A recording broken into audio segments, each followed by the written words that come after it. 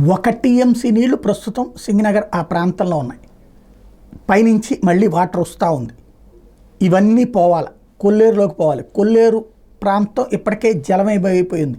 అక్కడ లంక గ్రామాలకి థ్రెట్ అయ్యే పరిస్థితుంది. అక్కడ ఉన్న రహదారుల మీదకి నీళ్ళు వెళ్తున్నాయి.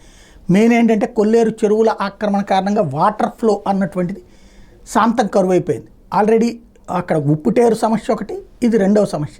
ఈ 2 సమస్యల ఇంపాక్ట్ ఇప్పుడు బెజవాడ ఫేస్ చేస్తుంది. నేరుగా వెళ్లాల్సిన నీరు వెళ్ళట్లేదు, అక్కడ స్ట్రక్ అవుతుంది.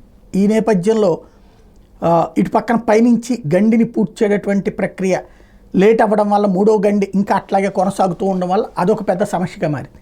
ఈ దశలో ఇప్పుడు ఉన్నటువంటి ఏకైక ఆప్షన్ ఆ నీళ్ళని నుంచి నగరాన్ని కాపాడుకోవడానికి కాదు, నగరంలో ఉన్న ప్రజల్ని రక్షించుకోవడం ఎట్లా అన్నదే ఇప్పుడు కావాల్సినటువంటిదల్లా. ఎవరికి వాళ్ళు జాగ్రత్తగా అలర్ట్గా ఉండటమే.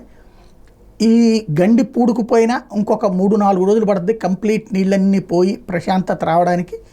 ఇక ఆ పైన క్లీనింగు ఈ వ్యవహారాలన్నిటికీ వారం పడుతుందా 10 రోజులు పడుతుందా అనేది చూడాల్సి ఉంది.